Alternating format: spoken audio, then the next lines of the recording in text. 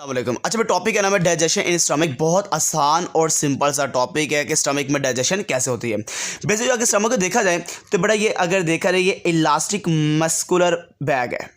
मतलब ये इलास्टिक होता है और ये एक मस्कुलर बैग है। तो मसल का बना हुआ एक मस्कुलर बैग है जिसको हम कहते हैं देयर कॉल्ड स्टमक है। अगर देखा जाए ये प्रेजेंट होता है, ये आपको नज़र आता है प्रेजेंट बिलो द डायफ्राम। ये जो डायफ्राम है जो कि आपके चेस्ट और चेस्ट के साथ साथ आपके एब्डोमिनल कैविटी को सेपरेट करता है, उसके बिलो होता है। ऑन द लेफ्ट साइड, कहाँ पे बेटा? लेफ्ट साइड पर। ऑन द लेफ्ट साइड, किसकी लेफ्ट साइड बेटा? Of abdominal cavity. तो जो आपके पेट की कैविटी है, एब्डोमिनल कैविटी, उस कैविटी के लिहाज से देखा जाए तो लेफ्ट साइड पर है। और किसके नीचे होता है बेटा? डायफ्राम के नीचे मौजूद होता है। इसको बड़ा नाम देते हैं, दे आर कॉल्ड स्टमक है। तो स्टमक की सबसे बड़ी पहचान डायफ्राम के नीचे और लेफ्ट साइड बेटा किसकी? एब्डोमिनल कैविटी की। और सबसे बड़ी बात मैंने क्या बताई बेटा? ये मस्कुलर बैग होता है जिसका नाम क्या बेटा? ये स्टमक है। अगर बेटा देखा जाए ये आपको जे शेप नज़र आता है, ये आपको जे शेप में नज़र आता है। जो जे शेप स्ट्रक्चर रखता है मेरे बच्चे, उसी को हमने नाम दिया है आज, दे आर कॉल्ड स्टमक है। अगर स्टमक को देखा जाए, फॉर एग्जांपल ये है एक स्टमक, ये एक स्टमक है, ये जो बना रहा हूं दे आर कॉल्ड स्टमक।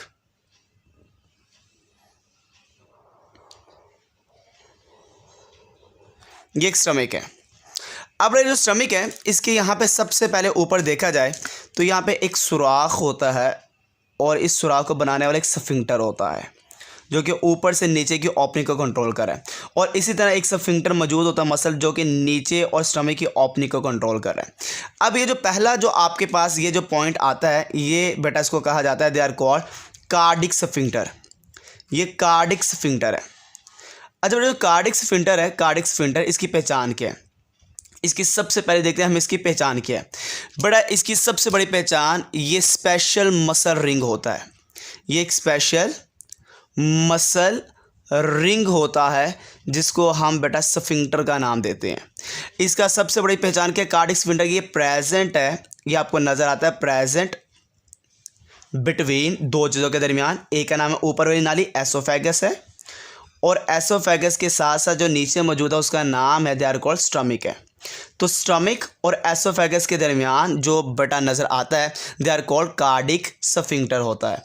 अब जो कार्डिक स्फिंक्टर है इसका काम क्या है, इसका रोल क्या होता है? अगर इसका रोल देखा जाए तो बेटा इसका एक ही रोल है।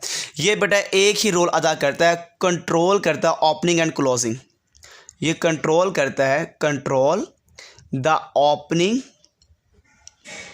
Opening and closing of stomach. तो जितने क्लोजिंग और ओपनिंग ऑफ स्टमक है इसको कंट्रोल करना अगर किसी का रोल होता है तो मेरे बच्चे उसका नाम है they are called cardiac sphincter है। अच्छा, जो कार्डिक स्फिंक्टर है अगर ये कॉन्ट्रैक्ट है, ये अगर कॉन्ट्रैक्ट है तो उस वक्त याद रखना, ये जब कॉन्ट्रैक्ट होता उस वक्त क्लोज होती है ओपनिंग। मतलब उस वक्त बेटा क्या होगी? क्लोज ऑफ ओपनिंग होगी, क्लोज ऑफ ओपनिंग होगी। तो जितना भी मटेरियल होगा स्टमक के अंदर वो कभी भी वापस एसोफेगस में नहीं जाएगा, क्लोज ऑफ ओपनिंग है जब ये कॉन्ट्रैक्ट है। जब मेरे बच्चे रिलैक्स होता है, ये जब रिलैक्स होता है तो रिलैक्स के दौरान ये मेरे बच्चे इसकी जो ओपनिंग है वो ओपन होती है, ओपन देयर ओपनिंग। तो क्या होगा बेटा? ओपन होती है, खुली होती है, ओपन देयर ओपनिंग होती है। तो इसकी जो ओपनिंग है वो ओपन उस वक्त होगी जब मेरे बच्चे ये रिलैक्स होगा। तो ये रिलैक्स कब होता है? ये याद रखना, ये उस वक्त रिलैक्स होता है, ये उस वक्त आपको खुला हुआ नज़र आता है जब बेटा आती है due to peristalsis, due to peristalsis movement. तो जब पेरिस्टालसिस मूवमेंट होती है तो पेरिस्टालसिस मूवमेंट की वजह से, पेरिस्टालसिस मूवमेंट की वजह से मेरे बच्चे ये ओपन होता है। जब ये नहीं हो रही होती उस वक्त कॉन्ट्रैक्ट होता है और मेरे बच्चे क्लोज होता है। क्या होता है बेटा? ये क्लोज होता है और कोई भी मटेरियल ना नीचे से ऊपर जाता ना ऊपर से नीचे आता है कॉन्ट्रैक्ट की हालत में। और जब ये रिलैक्स होता है तो मेरे बच्चे जितना भी एसोफेगस का मटेरियल है वो नीचे की तरफ मूव करके आ जाता है, और जब वो नीचे की तरफ आता है उस वक्त आता है जो ऊपर से एक मूवमेंट आती है पेरिस्टालसिस, उस ये ओपन हो जाता है। ठीक हो गया पॉइंट बेटा? इसी की बात, ये जो नीचे वाले है बेटा इसको नाम देते हैं they are called pyloric sphincter है। ये जो नीचे वाला ये है पाइलोरिक स्फिंक्टर है, हम इसको पाइलोरिक स्फिंक्टर का नाम देते हैं। ये पायलोरिक स्फिंक्टर है। अब जो पायलोरिक स्फिंक्टर है, सबसे पहले तो आपको मैंने बता दिया ये क्या होता है, स्पेशल मसल रिंग है। ये भी क्या बड़ा स्पेशल मसल रिंग होता है। और ये कहाँ मौजूद है, ये बड़ा प्रेजेंट होता है दो चीज़ों के दरमियान, प्रेजेंट बिटवीन स्टमक, ये स्टमक के और मेरे बच्चे किसके बेटा, ड्यूडिनम के, ड्यूडिनम और स्टमक के इन बिटवीन जो रिंग है मेरे बच्चे, उसका नाम है, they are called pyloric ring होता है, they are called pyloric ring होता है। अब मेरे बच्चे यहाँ पे देखा जाए, अगर सबसे इंपॉर्टेंट बात जो हमने देखनी है यहाँ पर, वो मेरे बच्चे क्या है, इस स्टमक की वॉल को देखना है। ये है स्टमक की वॉल, ये स्टमक की वॉल है। स्टमक की वॉल में देखा जाए तो सबसे पहली जो वॉल आती है वो बेटा आउटर लेयर कहलाती है। 3 लेयर से बनी होती है इसकी वॉल, आउटर लेयर। इसके बाद जो आती है उसको कहा जाता है इनर लेयर, और उसके बाद मिडल लेयर। उसके बाद जो आती है बड़ा उसको कहते हैं they are called inner layer.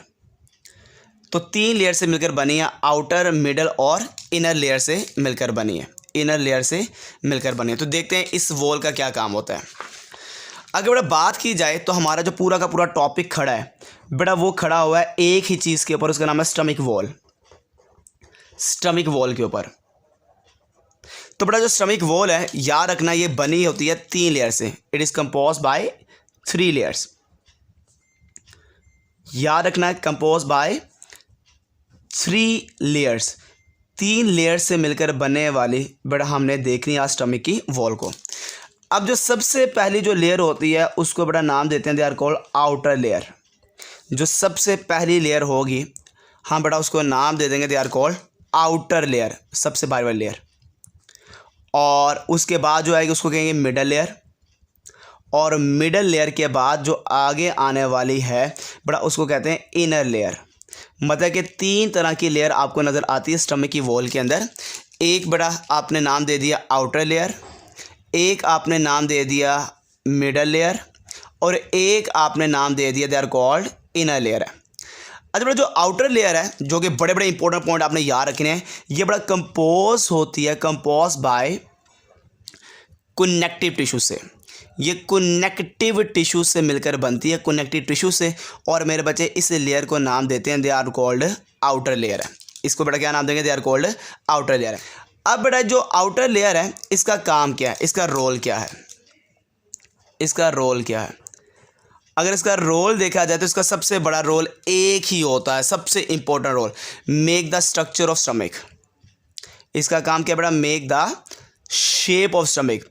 जो शेप ऑफ स्टमक है वो मेरे बच्चे अगर किसी ने बनाना है तो स्टमक की जो शेप बनाता है बेटा उसका नाम क्या बेटा, वो आउटर लेयर। जो किससे बनी बेटा, कनेक्टिव टिश्यू से मिलकर बने, कनेक्टिव टिश्यू से मिलकर बने, उसका नाम क्या बेटा, they are called outer layer है। अब बेटा जो मिडल लेयर है, मिडल लेयर ये बेटा ये बनी होती है, कंपोज होती है, कंपोज बाय स्मूथ मसल्स या 2 स्मूथ मसल्स। 2 स्मूथ मसल से जो मिलकर बनती है, 2 स्मूथ मसल से मेरे बच्चे, उसका नाम क्या बेटा, आउटर लेयर है। जैसे कि सबसे पहला जो मसल है वो आउटर होता है, उसका नाम क्या है, और जो इनर होता है उसका नाम क्या है। जो आउटर होता है उसका नाम है लॉन्गिट्यूडनल मसल। जो आउटर जो होता है उसका नाम है बेटा आउटर लॉन्गिट्यूडिनल मसल। और इसी तरह जो इनर वाला होता है उसका नाम बेटा सर्कुलर मसल है, इनर सर्कुलर मसल है। तो ये 2 मसल से मिलकर बनती है, एक का नाम है आउटर लॉन्गिट्यूडनल मसल और एक को नाम देते हैं इनर, जो कौन सा बड़ा सर्कुलर मसल है। अच्छा बेटा इसका जो रोल होता है ना, रोल, इसका रोल बड़ा इंपॉर्टेंट है। इसका सबसे बड़ा जो काम है परफॉर्म चर्निंग, मैदे का सिकुड़ना और फैलना जो करता है, परफॉर्म्स चर्निंग, जो चर्निंग में मदद देता है, चर्निंग में मदद देता है बेटा, उसका नाम है they are called middle layer है। इसी का बड़ा रोल होता है, इसी का काम है mix the food, mixing the food with gastric secretion. तो जितना भी स्टमक सिक्रीशन होता है, जो भी खारिज होगा स्टमक सिक्रीशन के अंदर, जो हमने आगे जाके पढ़ना है कौन कौन से हार्मोन खारिज होते हैं, कौन कौन सी चीज़ें खारिज होती है, तो वो सिक्रीशन के साथ जो मिक्स करता है खुराक को और जो चर्निंग में मदद देता है, ये मिडल लेयर है, जो कि बड़ा किससे बना होता है, स्मूथ मसल से मिलकर बना होता है। किससे बना होता है बड़ा, स्मूथ मसल से मिलकर बना होता है। अब बड़ा जो इनर लेयर है बड़ा ये कंपोज होती है, कंपोज बाय, ये भी बनी है, ये किससे बनी है बेटा, याद रखना, connective tissues connected tissues and with many glands। और साथ में कनेक्टिव टिश्यूज़ की जो सबसे इंपॉर्टेंट चीज़ है, जो कि अब स्टार्ट होता टॉपिक, स्टमक का टॉपिक अब मेजर स्टार्ट हो गया है, वो मेरे बच्चे कौन सी चीज़ है बेटा, जो ग्लैंड से और कनेक्टिव टिश्यू से मिलकर बनी है बड़ा, उसका नाम है, they are called inner layer है। तो इनर लेयर किससे मिलकर बनी बेटा, कनेक्टिव टिश्यू सबसे पहली चीज़ आ गई, और दूसरी चीज़ आ गई बेटा जिसका नाम क्या बेटा, ग्लैंड्स आ गए। अच्छा बेटा, जो इनर लेयर है अगर देखा जाए, इसके पास आपको काफ़ी ज़्यादा ग्लैंड नज़र आते हैं, मतलब ये पोसेसिस रखती है, पोसेसिस ऑफ न्यूमरस, इसके पास काफ़ी ज़्यादा होते हैं ट्यूबुलर ग्लैंड, इसके पास काफ़ी ज़्यादा ग्लैंड्स होते हैं, और इसको नाम देते हैं, दे आर कॉल्ड, इन ग्लैंड्स को नाम देते हैं, और ये जो ग्लैंड्स कहलाते हैं इसको बड़ा कहते हैं, they are called gastric gland. हम इसको क्या नाम देंगे, they are called gastric glands. मतलब कि आपने सबसे पहले याद रखना कि इसके पास इनर लेयर के पास काफ़ी ज़्यादा ट्यूबुलर ग्लैंड्स होते हैं, और इन ट्यूबुलर ग्लैंड को बड़ा क्या नाम देते हैं, they are called gastric gland है। अब बड़ा जो गैस्ट्रिक ग्लैंड है ये आगे 3 तरह के सेल से मिलकर बने होते हैं, मतलब जितने भी गैस्ट्रिक ग्लैंड हैं अगर देखा जाए, they are further compose bye,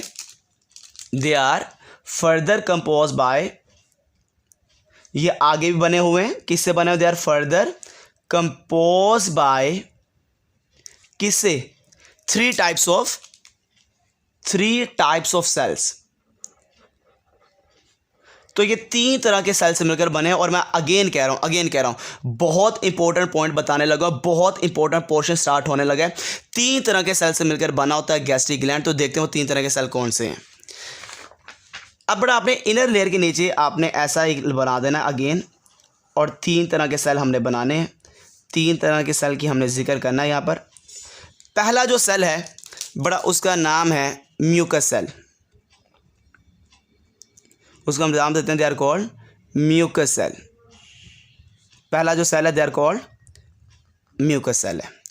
अब बड़ा जो म्यूकस सेल है बड़ा, इसका सबसे बड़ा रोल, ये सेक्रेट करता है, सेक्रेट ऑफ थिक सिक्रीशन, ये बड़ी ही गाढ़ी सी सिक्रीशन को खारिज करता है। और ये थिक सिक्रीशन किसको कह रहा है बेटा, याद रखना है ये म्यूकस की बात कर रहा है। ये किसकी बात कर रहा है बेटा, म्यूकस की बात कर रहा है, ये म्यूकस को खारिज कर रहा है। थिक सिक्रीशन मतलब म्यूकस को खारिज कर रहा है। अब जब म्यूकस निकल आया तो म्यूकस का काम क्या होगा, म्यूकस का एक ही काम है, इसका सबसे बड़ा काम है कवर करना, covers the inside of stomach. जो इनसाइड ऑफ स्टमक है, स्टमक के अंदर से जो कवर करता है, ताकि अंदर की लाइनिंग को कोई डैमेज ना हो सके, कोई भी प्रॉब्लम ना आ सके, उसको कवर करना सबसे पहले, डाइजेशन से पहले वो म्यूकस सेल ने म्यूकस खारिज किया, वो उसको कवर कर देता है। इसी का काम होता है प्रिवेंट करना, बचाना। और किससे बचाना, prevent underlying wall of stomach, stomach की वॉल को बचाना। किससे बचाना, फ्रॉम बीइंग डाइजेशन।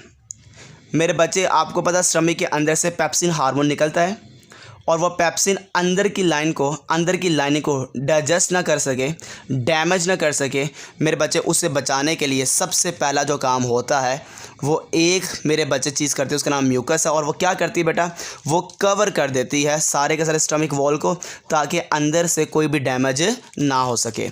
जैसे मिसाल के तौर पर फॉर एग्जांपल ये स्टमक है, और अंदर सबसे पहले क्या होगा, सबसे पहले ये अंदर की कवरिंग हो जाएगी, और ये अंदर की कवरिंग क्या करती है, जितना भी यहाँ पे वर्क होगा डाइजेशन का, उस एंजाइम ने कभी भी इसको अंदर से डैमेज नहीं करना। और वो डैमेज क्यों नहीं करना, क्योंकि अंदर कवर हो चुका है, जिससे बेटा, जिसका नाम क्या बेटा, म्यूकस लेयर से। अब बड़ा जो अगला सेल है बेटा, अगले सेल का नाम है पैरिटल सेल, पैरिटल सेल कहते हैं इसको, या पैरिटल सेल भी कह सकते हैं, और इसको दूसरा नाम देते हैं ऑक्सेंटिक सेल भी कहते हैं। तो ऑक्सेंटिक सेल कह लें या पैरिटल सेल कह लें, अब ये मेरे बच्चे सेल्स का क्या रोल होता है बड़ा, इन सेल्स का काम है सेक्रेट करना, खारिज करना। किसको खारिज करते हैं बेटा, secrete of HCl, hydrochloric acid को खारिज करना, ये पैरिटल या ऑक्सेंटिक सेल का काम होता है। अच्छा बेटा, ये अब निकल आया है, अब ये निकल आया। अब ये HCl क्या करता है हमारे मैदे के अंदर, इतना ख़तरनाक मेरे बच्चे, ये जो HCl है ये क्या करता है, जो कि खारिज किस नेचर में हुआ है, ये याद रखिएगा, ये कंसनट्रेटेड नेचर में हुआ है। कंसनट्रेटेड में मतलब, कंसनट्रेटेड का मतलब अगर आपके हाथ में पड़ा है तो बेटा ये सुराख कर देगा, मगर मैदे को क्यों नहीं डैमेज करेगा, क्योंकि आपको पता अंदर कवरिंग हुई है जो कि इसको डैमेज नहीं करवा सकती। उसका नाम क्या बेटा, म्यूकस लेयर की कवरिंग है, और HCl कभी भी नुकसान नहीं देगा। अच्छा बेटा, जो HCl है इसका काम क्या होगा, इसका सबसे बड़ा काम क्या है बेटा, ये किल्स करता है माइक्रो ऑर्गेनिज्म को। जितने भी खुराक के साथ माइक्रो ऑर्गेनिज्म हमारे जिस्म में आ गए हैं उनको किल कर देगा, जिसका नाम है HCl। ये सॉफ्ट करता है खुराक को, जितने भी खुराक हम खा रहे हैं उसको सॉफ्ट कर देना, ये भी इसी का रोल होता है। इसका काम होता है मेंटेन करना, maintain the pH of stomach.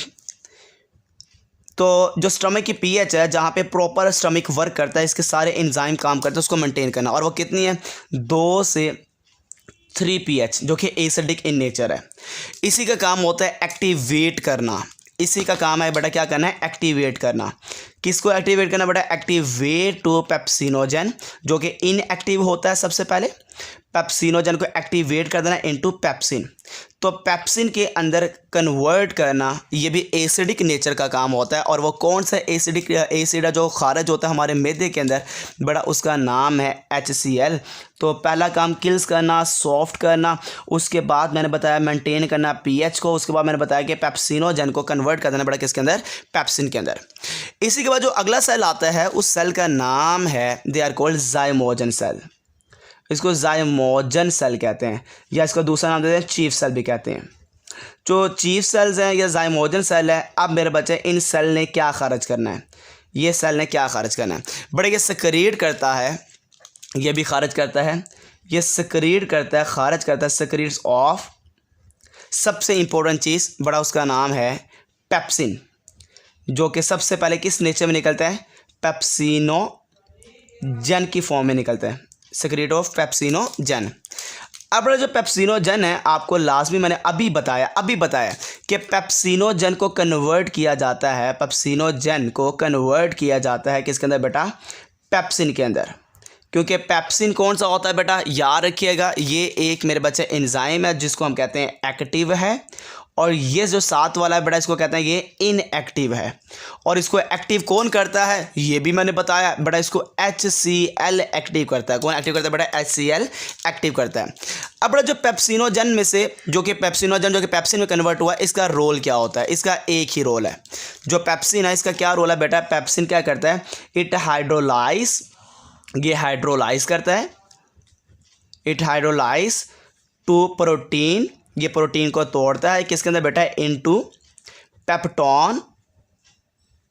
Peptone and polypeptide. तो जितने भी शॉर्ट चेन होती है, छोटी चेन के अंदर कन्वर्ट करना प्रोटीन को, जैसे पेप्टोन और पॉलीपेप्टाइड के अंदर, ये बेटा रोल होता है, किसका रोल होता है बेटा, पेप्सिन का। और पेप्सिन बेटा जो खारिज करने वाला होता है, दे आर कॉल्ड ज़ाइमोजन सेल है। अब मेरे बच्चे यहाँ पे 3 चीज़ें खारिज हुई हैं, 3 चीज़ें, एक हुआ पेप्सिन या पेप्सिनोजन, एक हुआ HCl और एक हुआ म्यूकस। इन तीनों को इकट्ठा मिलाओ तो बड़ा नाम बनता है गैस्ट्रिक जूस। हम इसको क्या नाम देंगे, they are called gastric juice का नाम देंगे। मतलब इन तीनों का नाम देते हैं इकट्ठा, तो तीनों का नाम क्या होगा बेटा, they are called gastric juice. अगर मैं कहते हैं स्टमक या secretion, collectively secretion of these cells are called, हम इसको क्या नाम देंगे, इकट्ठा का नाम देते हैं, they are called gastric juice। हम इसको गैस्ट्रिक जूस का नाम देते हैं। जैसे मैंने बताया ये ग्लैंड है ना, ग्लैंड ट्यूबुलर ग्लैंड है, तो ये ग्लैंड देखिए कुछ इस तरह का होता है। ये जो आपके बुक में भी डायग्राम बनी होगी, ये देख सकते हैं आप। ये मैं एक 2 तरह के सेल बना देता हूँ यहाँ पे, फॉर एग्जांपल ये ले बेटा, ये मैं 2 तरह के सेल बना रहा हूँ, और आप देख सकते हैं ये 3 तरह के सेल हैं जो कि आपके सामने रिप्रेजेंट कर रहा हूँ। और इन सब को मैंने नाम दे दिया है, ये है गैस्ट्रिक ग्लैंड है। जैसे ये एक जो सेल है, ये जो अपने को ब्लू नज़र आ रहे हैं, they are called mucus cell है, ये आपको म्यूकस सेल नज़र आ रहे हैं।